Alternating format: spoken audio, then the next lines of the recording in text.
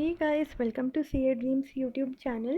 So this is the video number 6 of your chapter number 4 of auditing, and till yet we have completed topic number 1, 2 and 3.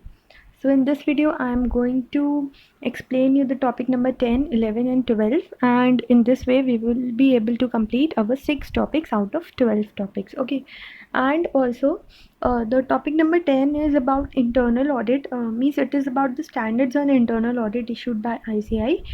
The topic internal audit is topic number 9, and this we will discuss later on, but I'm starting with the topic number 10, so I'll explain you the internal audit when we will discuss it, but in this I'm only explaining you the standards portion. Okay, so I'll drop the timestamp for the South Indian viewers, and let's get started with the Hindi explanation. So basics of standards on internal audit issued by ICAI. Considering the increasing importance of internal auditing, अब internal auditing क्या है ये तो अभी आपको पता नहीं है, तो कोई बात नहीं है, ये जब हम लोग डिस्कस करेंगे तब आपको पता लग जाएगा, but it is very important. But एक जनरल टर्म्स में मैं बता देती हूँ. इंटरनल ऑडिटिंग नाम से आपको पता लग रहा है कि जो बाहर से ऑडिटर जाके नहीं करता है, कंपनी अंदर ही कराती है. ठीक है, मतलब कंपनी जो अपना एक तरह से सेल्फ असेसमेंट टाइप का कराती है वो इंटरनल ऑडिट होता है. बाकी एग्जैक्टली ये क्या होता है आपको तब समझ में आएगा जब मैं आपको इंटरनल ऑडिट पढ़ाऊँगी. So the institute of chartered accountants of India has constituted a committee on internal audit as a non standing committee on February 5, 2004. The CIA was constituted with the objective of formulating standard and guidance notes on internal audit. Now it is known as Internal Audit Standard Board. अब like हमारे accounting के लिए AS है, similarly हमारे जो हम लोग audit करने जाते हैं, दैट मीन्स एक्सटर्नल ऑडिट जो होता है उसके लिए एसेज हैं काफ़ी सारे. तो इसी तरह से ICAI ने, जिससे जो इंटरनल ऑडिट हो कंपनी में वो प्रॉपर गाइडलाइंस के अंडर हो, सो दैट इज़ वाई कुछ स्टैंडर्ड्स उन्होंने निकाले हैं. ठीक है, so the board has till date issued 18 standards हैं on internal audit, and the list is given below.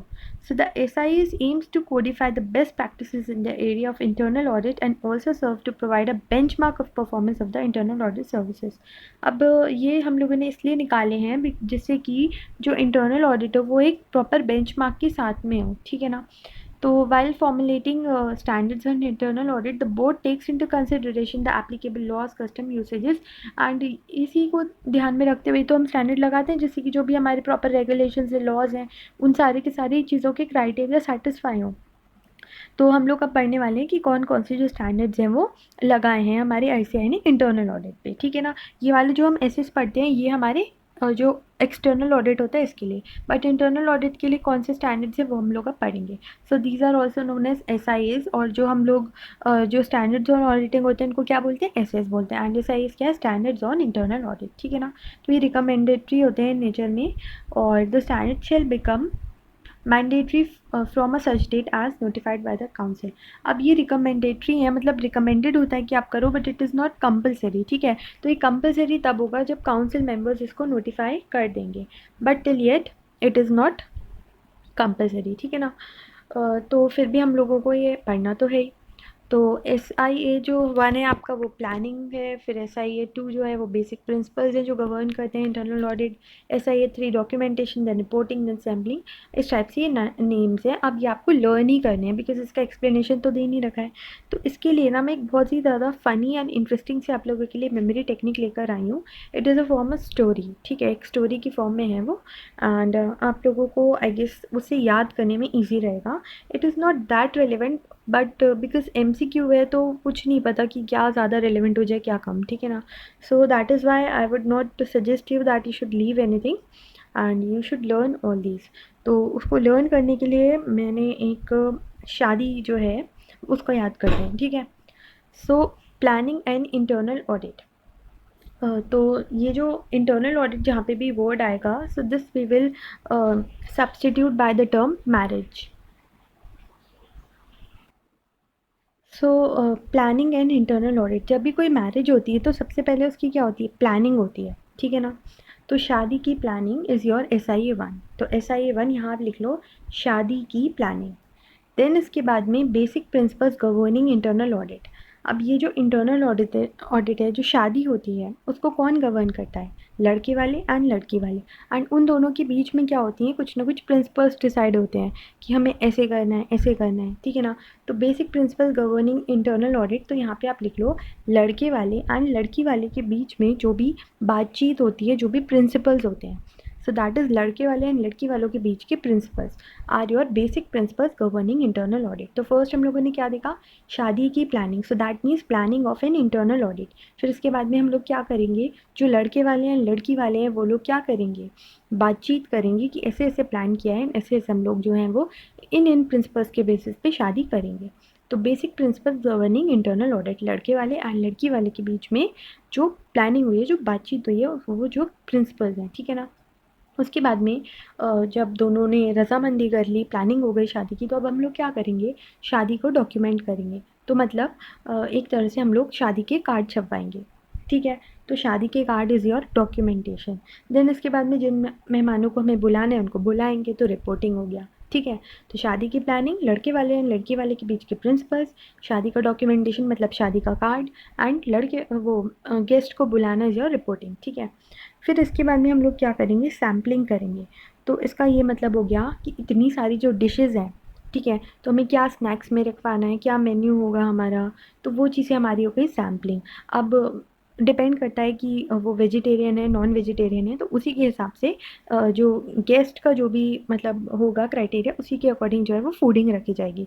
तो वो हो गई हमारी सैम्पलिंग, ठीक है। आई गेस आप लोग को इसमें मज़ा आ रहा होगा। ऑल्दो ये बिल्कुल मीनिंगलेस ही मेमोरी टेक्निक है, कुछ इसका इसमें रिलेशन नहीं है, बट मैंने इसलिए बनाई है सो दैट आपको लर्न करने में ईजी हो।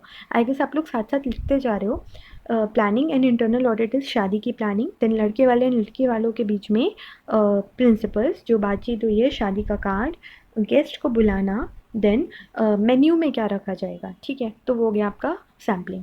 फिर एनालिटिकल प्रोसीजर इज़ योर, जो शादी की हैपनिंग हो रही है, ठीक है ना। तो शादी हो रही है, that is your analytical procedure. तभी उसके बाद में जो लड़की के पापा होते हैं उनको सबसे ज़्यादा टेंशन इस बात की होती है, लड़के के पापा भी, मतलब जो बेसिकली ब्राइड एंड ग्रूम के जो पेरेंट्स होते हैं, तो उनको ये टेंशन होती है कि सब अच्छे से हो जाए, कुछ भी जो है इसमें हमारे फंक्शन में कुछ भी प्रॉब्लम ना आए।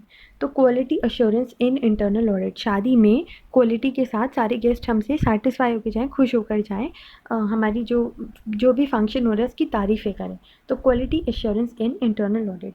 सो इसके आगे आप लिख सकते हो सब अच्छे से हो जाए, ठीक है। यहाँ तक क्लियर है आई गेस। फिर इसके बाद में टर्म्स ऑफ इंटरनल ऑडिट, ठीक है। तो इसका ये मतलब हुआ कि जैसे तय हुआ है हम वैसे ही करेंगे। तो टर्म्स ऑफ इंटरनल ऑडिट का ये मतलब हो गया कि जैसे तय हुआ है, लाइक अब तो बहुत कम हो गया, बट पहले के टाइम में ये होता था ना कि दहेज लेना देना होता था। तो आप यहाँ पे लिख सकते हो जैसे तय हुआ है वैसे ही होगा, मतलब आप दहेज लिख सकते हो, ठीक है।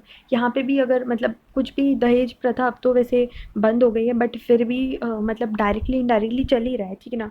तो उस पार्ट को डिस्कस ना करते हुए आप यहाँ लिख लो टर्म्स ऑफ इंटरनल ऑडिट, जैसे तय हुआ है वैसे ही हो रहा है या नहीं हो रहा है, ठीक है। तो शादी की प्लानिंग, लड़के वाले एंड लड़की वालों के बीच के प्रिंसिपल्स, शादी का कार्ड, गेस्ट को बुलाना, फिर खाने में क्या रखना है, शादी का होना, सब अच्छे से हो जाए एंड जैसा तय हुआ है वैसा ही हो। सो टर्म्स ऑफ इंटरनल ऑडिट। फिर इसके बाद में communication with management. Communication with management आप ये लिख सकते हो कि जो है जब भी शादी का प्रोसेस होता है तो हम इवेंट मैनेजर से बात करते हैं, ठीक है, या फिर होटल के जो ओनर्स होते हैं उनके साथ हम कम्युनिकेट करते हैं, बिकॉज शादी हमारी हो गई है, ठीक है, यहाँ तक हमारी हो गई है, यहाँ तक विदाई हो गई, ठीक है।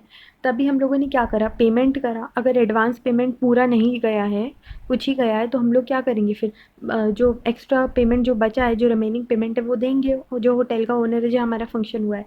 तो कम्युनिकेशन विद मैनेजमेंट आप लिख लो कि जो भी आपका होटल का ओनर है या जो इवेंट मैनेजर है उसके साथ में आप कम्युनिकेट करके उसको क्या कर रहे हो, पे कर रहे हो, ठीक है। तो यहाँ पे आप लोग क्या लिखोगे, कम्युनिकेशन विद मैनेजमेंट ने कि जो भी आपका इवेंट मैनेजर है उसके साथ में कम्युनिकेशन, ठीक है ना। ओके। फिर इसके बाद में आपका है इंटरनल ऑडिट एविडेंस। अब इंटरनल ऑडिट एविडेंस, शादी तो हो गई, बट अब आपको क्या बनवाना पड़ेगा, मैरिज सर्टिफिकेट। तो शादी का एविडेंस क्या होगा, मैरिज सर्टिफिकेट। सो मैरिज सर्टिफिकेट आप यहाँ लिख लो। आई गेस आप लोग को पॉइंट्स क्लियर हो रहे हैं। फर्स्ट हम लोग ने क्या करा, शादी की planning, so planning on internal audit. फिर इसके बाद में लड़के वाले एंड लड़की वालों के बीच में जो प्रिंसिपल्स हैं, so basic principles governing the internal audit, शादी का कार्ड, डॉक्यूमेंटेशन, मेहमानों को बुलाना, रिपोर्टिंग, सैम्पलिंग, फूड में हमें क्या क्या रखवाना है, मेन्यू में क्या क्या रखवाना है, शादी का होना, एनालिटिकल प्रोसीजर, सब कुछ अच्छे से हो जाए। Quality assurance of internal audit, terms of internal audit जैसा तय हुआ है वैसा ही होगा। Communication with management, event manager के साथ हम लोगों ने बात की। फिर उसके बाद में हम लोगों ने मैरिज सर्टिफिकेट जो है वो बनवा लिया। अब जब हम लोग मैरिज सर्टिफिकेट बनवाने गए ना, तो उसने ये चेक किया कुछ फ्रॉड तो नहीं है यहाँ पे। तो consideration of fraud in an internal audit, जो आपका लॉयर था और जो आपका जज था जिसने मतलब जो भी बनवाया है ये, तो उसने क्या चेक किया कि कुछ फ्रॉड तो नहीं हो रहा है यहाँ, सब कुछ ठीक है ना। फिर इसके बाद में वो इवैल्यूएट करेगा कि प्रॉपर कंट्रोल्स के अंडर शादी हुई है, कहीं ऐसा तो नहीं कि लड़की को दबाया गया है या लड़के को दबाया गया है, कि उसको फोर्स किया गया है शादी के। दोनों ने अपनी रजामंदी से तो शादी की है ना। तो इस चीज़ को हम लोग देखेंगे। तो ये क्या हो गया, शादी का सर्टिफिकेट, कोई फ्रॉड तो नहीं है, फिर दोनों ने रजामंदी से किया, इंटरनल कंट्रोल इवैल्यूएशन हुआ था वह यहाँ नहीं हुआ था, फिर कहीं वो कोई रिस्क तो नहीं है, तो इस चीज़ का भी उसको ध्यान रखना होगा। ये चारों पॉइंट्स हमारे क्या हो गए जब आप कोर्ट गए अपना मैरिज सर्टिफिकेट बनवाने के लिए। तो मैरिज का सर्टिफिकेट, कोई फ्रॉड तो नहीं है, दोनों इस बात के लिए राज़ी थे, प्रॉपर कंट्रोल्स के अंडर हुई है शादी, इंटरनल कंट्रोल इवैल्यूएशन, एंड कहीं कोई रिस्क तो नहीं है, इस चीज़ को भी वो जो लॉयर है आपका वो चेक करेगा। फिर इसके बाद में internal audit in an information technology environment. अब विदाई हो गई, शादी मैरिज सर्टिफिकेट भी हो गया। ऑल्दो मैरिज सर्टिफिकेट एकदम से नहीं बन जाता है, बट पॉइंट्स को याद कराने के लिए I have included this. Okay, तभी उसके बाद में दुल्हन कहाँ पहुँच गई, अपने हस्बैंड के घर पहुँच गई, अपने ससुराल में पहुँच गई। सो इंफॉर्मेशन टेक्नोलॉजी इन्वायरमेंट क्या हो गया, जो है वो आपका ससुराल हो गया, जो दुल्हन का इन लॉज का हाउस है वो हो गया। ठीक है, तो internal audit in an technology environment, तो दुल्हन पहुंची ससुराल, आप ये लिख लो। ठीक है, I know it is funny but इससे आपको याद हो जाएगा। फिर इसके बाद में knowledge of the entity and it's environment. अब एक लड़की है, वो एक न्यू इन्वायरमेंट में जा रही है, तो उसको वहाँ की नॉलेज लेनी पड़ेगी। ठीक है ना, तो वो नॉलेज किससे लेगी, जो घर के लोग हैं जो वहाँ रह रहे हैं। एंड अगर उसकी कोई भाभी है, मतलब जो ग्रूम की भाभी हैं, तो वो भी क्योंकि उसी सेम सिचुएशन से अपना घर छोड़ कर आई हैं, तो वो क्या हो गई, एक्सपर्ट हो गई। तो वो उनसे बात करेगी कि भाभी यहाँ पे क्या क्या होता है, कैसे कैसे होता है। ठीक है, तो internal audit in an information technology environment, ये ससुराल पहुँच गई। फिर उसने नॉलेज ली उस घर की, एक्सपर्ट की बात करी, मतलब उसने अपनी जेठानी से बात करी। ठीक है ना, फिर इसके बाद में तो टॉकिंग टू भाभी आप लिख सकते हो। ठीक है, ग्रूम की भाभी से बात करना। फिर इसके बाद में consideration of laws and regulations and an internal audit. अब हिंदी सीरियल्स में आप लोगों ने देखा होगा कि बहू आ रही है, तो उसको बताया जाता है कि हमारे घर में ये होता है, ये होता है। तो दुल्हन को क्या करना पड़ता है, कंसीडर करना होता है, ओके इनके घर की ये रिवाज वगैरह हैं, so these are your laws and regulations. ठीक है, consideration of laws and regulation. And जो भी रिलेटेड पार्टीज़ हैं, मतलब जो भी ग्रूम के रिलेटिव्स हैं, फिर वो दुल्हन को घेरे रहते हैं एंड वो उनसे बात करती है। ठीक है, तो यहाँ क्या हो गया, वो अपने इन लॉज के घर आई, फिर उसने नॉलेज ली, फिर उसने भाभी से बात करी, expert, then consideration of laws and regulations, and उसने जो है वो रिलेटिव से अपनी बात करी, जो उसके हस्बैंड के रिलेटिव थे उनसे बात करी। तो शादी की प्लानिंग, देन लड़के वाले लड़की वालों के बीच के प्रिंसिपल्स, देन शादी का कार्ड, मेहमानों को बुलाना, खाने में क्या रखना है, देन योर शादी का होना अच्छे से हो जाए, जैसा तय हुआ है वैसे ही हो जाए, इवेंट मैनेजर से बात करना, शादी का सर्टिफिकेट, देन योर फ्रॉड तो नहीं है, प्रॉपर वो लोग इवैल्यूएशन के साथ हुए, माने हुए थे वो दोनों, रिस्क तो नहीं है। फिर इसके बाद में वो अपने ससुराल में पहुंच गई, देन योर नॉलेज लेगी वो वहाँ पे, देन एक्सपर्ट से बात करेगी, लॉस वगैरह उसको कंसीडर करने पड़ेंगे, एंड वो दूल्हे के जो रिलेटिव्स हैं उनसे बात करेगी। ठीक है ना, तो इस तरह से आपको आई गेस ये 18 पॉइंट्स याद हो जाएंगे। एंड ये बहुत ही ज़्यादा वियर्ड सी मेमोरी टेक्निक है, बट मेरे दिमाग में एकदम से आया, so I just thought of sharing it with you all. ठीक है ना, तो इस तरह से आप लोग ये 18 पॉइंट्स जो हैं वो याद कर सकते हैं, हो सकता है याद भी हो गए अभी तक। चलो now let's move on to the topic number 11। So basics of internal financial control and reporting requirements. तो क्लॉज ई जो है आपका subsection 5 of section number 134 explains the meaning of internal financial control. तो इंटरनल फाइनेंशियल कंट्रोल क्या है, उसके reporting requirements क्या है, ये हम लोग डिस्कस करने वाले हैं। तो इंटरनल फाइनेंशियल कंट्रोल क्या है? The policies and procedures adopted by the company for ensuring the orderly and efficient conduct of its business। ठीक है, वो पॉलिसीज एंड प्रोसीजर्स जो कंपनी ने अडॉप्ट किए हैं जिससे कि जो उसका बिजनेस है वो एक बहुत ही ज़्यादा ऑर्डरली और इफ़ेक्टिव वे में कंडक्ट हो, including adherence to company's policies, जिससे जो कंपनी की पॉलिसीज़ हैं वो भी मतलब प्रॉपर रहें, एसेट्स भी सेफ गार्ड हो जाए उनकी कंपनी के, एंड जो फ्रॉड है वो प्रिवेंट और डिटेक्ट भी हो जाए, फ्रॉड और एरर, एंड जो अकाउंटिंग रिकॉर्ड्स हैं वो भी एक्यूरेट भी हों और कंप्लीट भी हों, एंड उनका जो है टाइमली प्रिपेयर हो जाए, एक फाइनेंशियल इन्फॉर्मेशन जो है वो उनकी टाइमली प्रिपेयर हो जाए। तो वो पॉलिसीज़ एंड प्रोसीजर्स जो कंपनी मतलब जो एंटिटी है जिसका हम लोग ऑडिट करने जाएंगे, जो उन लोगों ने एडॉप्ट कर रखी है जिससे कि उनका जो बिज़नेस है वो एक बहुत ही ज़्यादा एफिशिएंट एंड इफेक्टिव मैनर में कंडक्ट हो, including adherence to company's policies, safeguarding of assets, prevention and detection of frauds and errors, and साथ में उनका जो अकाउंटिंग रिकॉर्ड्स है वो एक्यूरेट एंड कंप्लीट हो, एंड उनकी टाइमली एक रिलायबल फाइनेंशियल इन्फॉर्मेशन का जो सिस्टम है वो मेंटेन हो जाए। तो अब जो ऊपर की डेफिनेशन है उससे क्लियर है कि ये वो पॉलिसीज़ एंड प्रोसीजर्स हैं जिससे उनका जो बिजनेस है वो ऑर्डरली एंड इफेक्टिव वे में हो जाए, एसेट सेफ गार्ड हो जाए, फ्रॉड जो है वो डिटेक्ट और प्रिवेंट हो जाए, एक्यूरेसी एंड कंप्लीटनेस हो जाए अकाउंटिंग रिकॉर्ड्स की, एंड साथ ही में टाइमली प्रिपरेशन हो जाए एक रिलायबल फाइनेंशियल इन्फॉर्मेशन सिस्टम की। ठीक है, रिलायबल फाइनेंशियल इन्फॉर्मेशन जो है वो तैयार हो जाए। Now, auditors' responsibility for reporting on internal financial controls over financial reporting। तो अभी तक तो हम लोगों ने क्या डिस्कस किया कि इंटरनल फाइनेंशियल कंट्रोल होता क्या है। अब आप एक ऑडिटर हो तो आप ये जाके चेक तो कर लोगे कि ठीक है यहाँ पे इंटरनल फाइनेंशियल कंट्रोल कंपनी ने लगा रखा है। तो अब इस चीज़ को आपको प्रूव करना है ना, इसको डॉक्यूमेंट करना है। ऑडिटर का सबसे बड़ा काम डॉक्यूमेंटेशन होता है in order to means in order to use it as an evidence, right. So that is why उसको एक प्रॉपर रिपोर्टिंग करना होगा। तो ये जो आपका एक्ट है ना ये रिक्वायर करता है the auditor's report to state whether the company. तो आपको ये स्टेट करना होगा कि जो कंपनी है जिसका आप ऑडिट करने गए हो क्या उसके पास में एडिक्वेट इंटरनल फाइनेंशियल कंट्रोल्स हैं।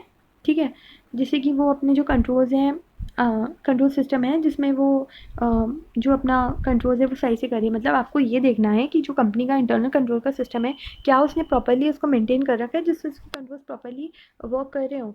So it may be noted that auditors reporting on internal financial controls is a requirement specified in the act and therefore will apply only in case of reporting on financial statements prepared in the act and reported under section 143। तो उन्होंने ये बोला है कि auditor की जो responsibility है वो सिर्फ रिपोर्टिंग करने की है, तो वो तभी उसको रिपोर्ट करेगा जब वो फाइनेंशियल स्टेटमेंट्स पे रिपोर्ट कर रहा होगा। Accordingly reporting on internal financial controls will not be applicable with respect to interim financial statements such as quarterly और half yearly unless such reporting is required under any law और regulation. तो मतलब जब वो पूरे ईयर के financial reporting पे financial statements की रिपोर्टिंग दे रहा होगा तभी उसको इंटरनल फाइनेंशियल कंट्रोल्स की रिपोर्टिंग देनी है। अगर क्वार्टरली या हाफ ईयरली के फाइनेंशियल स्टेटमेंट्स का आप ऑडिट कर रहे हो, मतलब इंटरिम फाइनेंशियल स्टेटमेंट्स का ऑडिट कर रहे हो, तब आपको नीड नहीं है अनलेस रिक्वायर्ड बाय लॉ। ठीक है, तो objectives of an auditor in an audit और internal financial controls over financial reporting.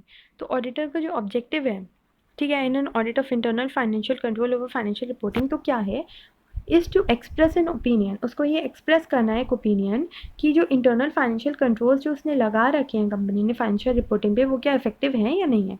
It is carried out along with N audit of financial statements. तो अब आपको रिपोर्टिंग क्या करनी है, ठीक है। तो मतलब ये तो सबसे पहले तो आपका ये हो गया ऑब्जेक्टिव क्या है ऑडिटर का कि इसको ये बताना है कि वो इफेक्टिव और एफिशिएंट है या नहीं है। फिर इसके बाद में reporting under section 143 sub section 3। तो ये जो डिपेंड है ये अंडरलाइंग क्राइटेरिया पे for the internal financial controls over financial reporting adopted by the management. However, any system of internal controls provide only a reasonable assurance on the achievement of the objectives for which it has been established. तो इसमें वही बात हो गई कि ये जो reporting है is dependent on the underlying criteria for internal financial controls or financial reporting adopted by the management. तो जो फाइनेंशियल कंट्रोल मैनेजमेंट ने अडॉप्ट कर रखा है रिपोर्टिंग उस पर ही डिपेंड होगी, लेकिन कोई भी इंटरनल कंट्रोल है वो आपको सिर्फ और सिर्फ एक रीजनेबल एश्योरेंस ही दे सकता है कि आपके जो ऑब्जेक्टिव्स हैं वो अचीव हो गए, ये बात तो आपको पता ही है. फिर उसके बाद में also the auditor shall use the concept of materiality in determining the extent of testing such controls. तो ऑडिटर जो है वो जो अपनी रिपोर्टिंग करेगा तो उसमें वो मटीरियलिटी को कंसिडर कर सकता है. फिर उसके बाद में जो आपका रूल है, ये कंपनीज अकाउंट रूल्स 2014 का, ये रिक्वायर करता है कि जो बोर्ड है, ठीक है, the board report of all companies to state the details in respect of adequacy of internal financial controls with reference to the financial statements. तो ये कहता है कि एक बोर्ड रिपोर्ट जो है वो लेकर आओ, ठीक है, जिसमें आपके एडिक्वेसी के बारे में दे रखा है इंटरनल फाइनेंशियल कंट्रोल्स की. So the inclusion of matters relating to internal financial controls in the directors responsibility statement is in addition to the requirement of the directors stating that they have taken proper and sufficient care for the maintenance of accounting records in accordance with the provisions of 2013 Act for safeguarding the assets of the company and for prevention and detection of other irregularities. तो ये एक rule है जिसमें मतलब आपको board report लेकर आनी होगी, एंड ये डायरेक्टर रिस्पॉन्सिबिलिटी स्टेटमेंट में इस बात का उन्होंने सही से ये लिखा होना चाहिए कि उन्होंने इस चीज़ की प्रॉपर केयर ली है कि एसेट्स उनके सेफगार्डेड हैं, एरर्स एंड फ्रॉड्स जो हैं वो प्रिवेंट और डिटेक्ट हो पा रहे हैं और उनके जो कंट्रोल्स हैं वो सफिशिएंट हैं, ठीक है. तो बस इन्होंने ये रूल्स का दिया है, एंड ये जो रिपोर्टिंग है ये डिपेंड करती है इंटरनल फाइनेंशियल कंट्रोल्स पे. तो इसमें कुछ भी ऐसा बहुत ज़्यादा नहीं है, ये बहुत ही ज़्यादा इन्होंने जनरल टर्म्स में ही बात की है. फिर इसके बाद में internal financial control and internal control over financial reporting, इन दोनों चीज़ों में क्या डिफरेंस है. तो जो इंटरनल फाइनेंशियल कंट्रोल है ना, ये तो कंपनी को एक्सरसाइज करना होता है, and internal control over financial reporting ये एक्सरसाइज करना होता है ऑडिटर को, ठीक है. इसको मैं फिर से पढ़ा देती हूँ क्या है ये. The policies and procedures adopted by the company for ensuring कि जो उनका बिजनेस है वो इफेक्टिव एंड एफिशिएंटली वे हो रहा है, साथ ही में जो उनकी पॉलिसीज़ हैं उसको उसने कंप्लाई किया है, एसेट सेफ गार्डेड है, frauds and errors prevent and detect हो रहे हैं, एंड जो अकाउंटिंग रिकॉर्ड्स है वो एक्यूरेट एंड कंप्लीट है, एंड टाइमली प्रिपरेशन हो रहा है फाइनेंशियल इन्फॉर्मेशन का. On the other hand internal control over financial reporting is required with the auditors are required. अभी हम लोगों ने पीछे डिस्कस किया था ना कि ऑडिटर्स को रिक्वायर्ड है, तो ये ऑडिटर्स एक्सरसाइज करेंगे जहाँ पे auditors are required to express an opinion on the effectiveness of an entity's internal controls over financial reporting. Such opinion is in addition to and distinct from the opinion expressed by the auditors on financial statements. ये उस statement से different होती है, ठीक है. मतलब जो reporting on internal control है, रिपोर्टिंग ऑन फाइनेंशियल स्टेटमेंट से डिफरेंट होती है, बट इन्होंने पीछे ये दिया था कि हम लोग ये देंगे तभी अनलेस रिक्वायर्ड बाय लॉ, ठीक है. जब हम लोगों ने पूरे साल के फाइनेंशियल स्टेटमेंट्स पर रिपोर्टिंग करी होगी हम तभी करेंगे, अगर इंटरिम फाइनेंशियल स्टेटमेंट्स होंगे तो हम नहीं करेंगे अनलेस रिक्वायर्ड बाय लॉ, ठीक है ना. तो ये आपके 3 और टॉपिक्स कंप्लीट हो गए हैं, and we have completed in a matter of just 22 minutes. And अब मैं next video most probably topic number 4 पे बनाऊंगी, ठीक है ना. तो फिर आपका 7 टॉपिक्स हो जाएंगे, देन 5 ही लेफ्ट होंगे, ठीक है. तो मैं जल्दी से जल्दी इस चैप्टर को कंप्लीट कर दूंगी, and then you can revise. Okay, अब तो आपको और टाइम भी मिल गया जो मई 2020 वाले थे, ठीक है ना. So all the best for your preparations, and I'll bring next video very soon. Okay, so take care, bye. Now let's start with your English explanation for my South Indian viewers. So guys, in this topic it is about basics of standards on internal audit issued by ICAI. Now I have not discussed the internal audit topic till yet, so I'll explain you when I'll discuss it, okay. But in this topic we are just going to discuss that what are the standards issued by ICAI for internal audit. Now as external audit is done, external audit means an auditor or an auditing company, the engagement partner goes to the entity and he does the audit work, okay. But internal audit is different. Now what is it, we will discuss it when we'll complete that topic, okay. But as there are essays for external audit as there are AS for your accounting, similarly the ICAI, the Institute of Chartered Accountancy of India, has issued various standards on your internal audit also. So what are those standards we are going to study, okay. So they have just saying that considering the increasing importance of internal auditing, because internal audit has become a substantial part, so to minimize the To minimize the chances of risk of fraud and errors, the ICA has issued various standards to set a proper benchmark in internal auditing as well. Okay, so the ICI, as a non-standing committee on February 5, 2004, the CIA was constituted with the objective of formulating standards and guidance note on internal audit now, and it is known as Internal Audit Standard Board. Now, board has till date issued 18 standards. We are going to study about 18 standards. There are only names given in your syllabus. The detail is not given here. Okay, so they are known as SIAs. Okay, so and the list is given below, the list we are going to study. So board has till now issued 18 SIAs for internal audit. So the SIAs aims to codify the best practices in the area of internal audit and also serve to provide a benchmark of the performance of the internal audit services.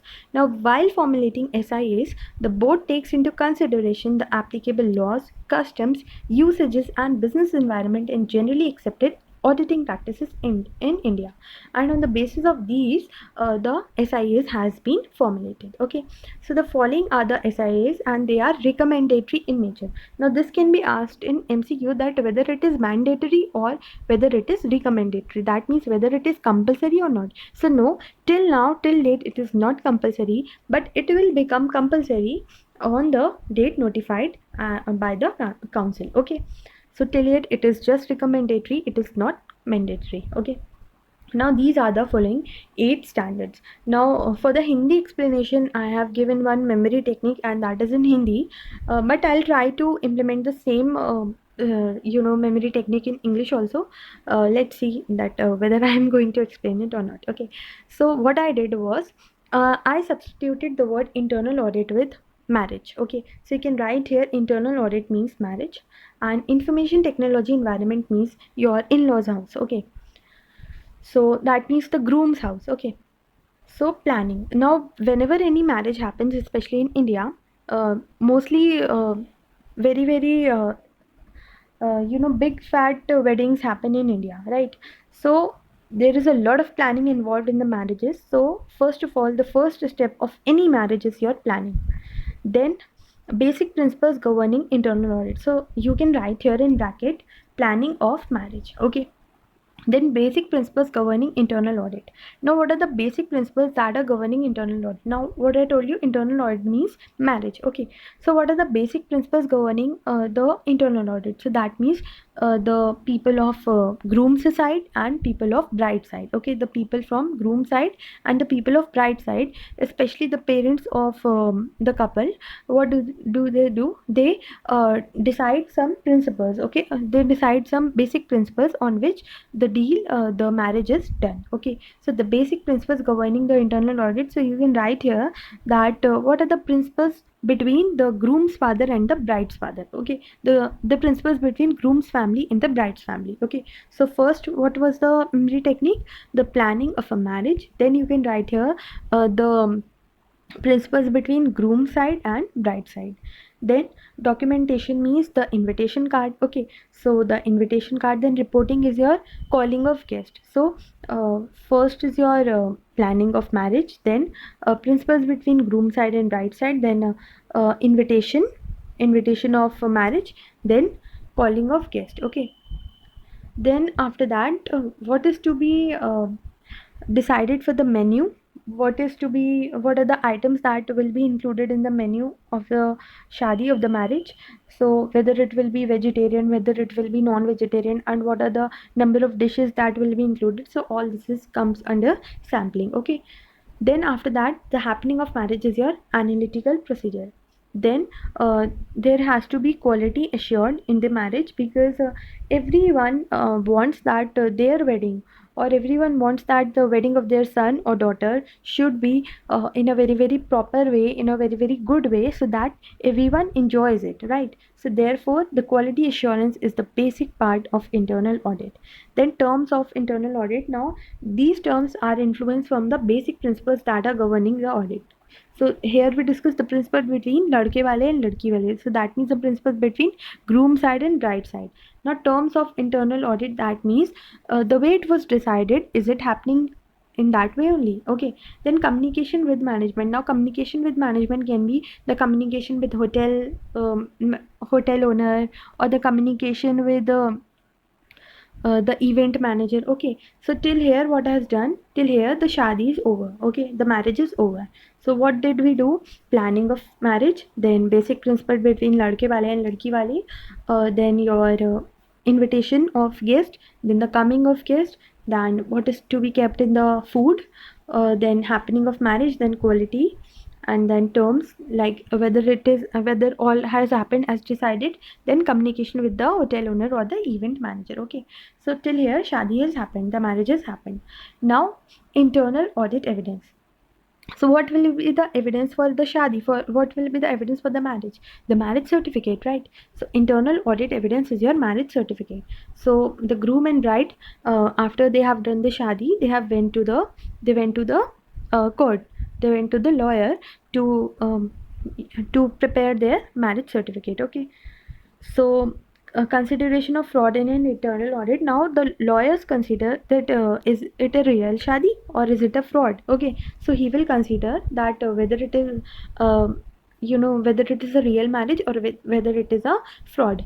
Then internal control evaluation means whether there were proper controls, whether the groom and bride were ready to marry to each other. So this is your internal control evaluation, and he will do this by enterprise risk management. That means he will assess all the possibilities of risk, and after that he will give you your marriage certificate. Okay, so till here what was the heading? The issuance of marriage certificate. Okay, now after this what happened?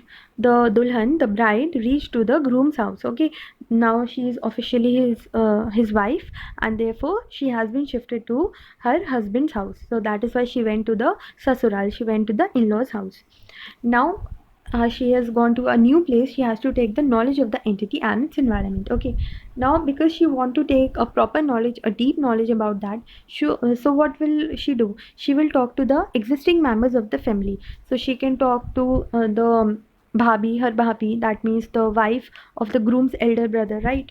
So because the bhabi, the wife of the groom's elder brother, uh, is also an outsider only, right? So she must be an expert in knowing about that whole family. So that is why she will use the work of that expert. Okay, now consideration of laws and regulations and an internal audit. So because she has shifted to a new house, now every house has its own laws and regulations, so the bride is expected to consider all of them. Okay, then she will talk to the groom's relatives because the marriage has happened and everyone is excited to talk to the new bride to the new bahu. Okay, so till here what happens? She has reached to her sasural, and now everyone is talking and she is taking the knowledge of the whole environment. Okay, so in this way you can learn your 18 SIs. I know it is a bit funny and a bit weird, but I hope that this will help you in learning, because MCQs are there and so you should not leave anything. So that is why I've just made this funny technique, and this will definitely help you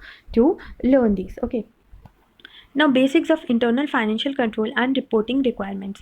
Now what are internal financial controls we are going to study, and what are the reporting requirements? So these internal financial controls are implemented by the company or by the entity where the auditor is going to audit, and reporting requirements are done by the auditor. Okay, so the policies and procedures. Now what is the meaning of internal financial controls? So internal financial controls are those policies and procedures that are adopted by the company, that means the entity, for ensuring the orderly and efficient conduct of its business, so that the business which they are conducting happens in an orderly and efficient manner, including adherence to company's policies. Now they have to ensure that whether the work is being carried in adherence with the policies, then their assets are safeguarded, the errors and frauds are prevented and detected, the accounting records are accurate and complete, and the financial information is reliable and is prepared on a timely manner. Okay, so this is the meaning of internal control. Okay,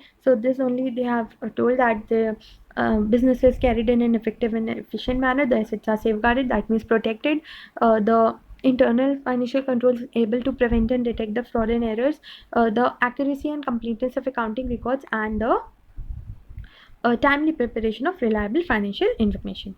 Now auditor's responsibility for reporting on internal financial controls. Now this was the responsibility of the company. Now because the auditor has to do the reporting part, so that is why what is the responsibility of the auditor? So the act requires the auditor's report to state that whether the company has adequate internal control system in place, and whether the controls are effective. Okay, so this is what is the auditor's responsibility. Now it may be noted that the auditor's reporting on internal financial controls is a requirement specified in the act, and therefore will apply only in case of reporting on financial statements prepared under the act and reported under section number 143. So what do they say? The section number 143 says that reporting on internal financial controls will not be applicable with respect to internal financial statements. What is the meaning of internal financial statements? Internal financial statements means those financial statements that are prepared on either quarterly or half yearly manner. Okay, so if the condition is so that the auditor has to do a reporting on interim financial statements, then the auditor is not required to report on the internal financial controls. But if he is reporting on the financial statements of the whole year, then he has to report on this internal financial controls. Okay, unless such reporting is required under any other law or regulation. But if it is recommended by the law or regulation, then the auditor has to report in interim financial statements also. He has to report about the internal financial control. Okay, now what are the objectives of an auditor in an audit of internal financial controls? So he has to express an opinion that whether the internal financial controls over financial reporting are effective and efficient. Okay, so this is what he has to report.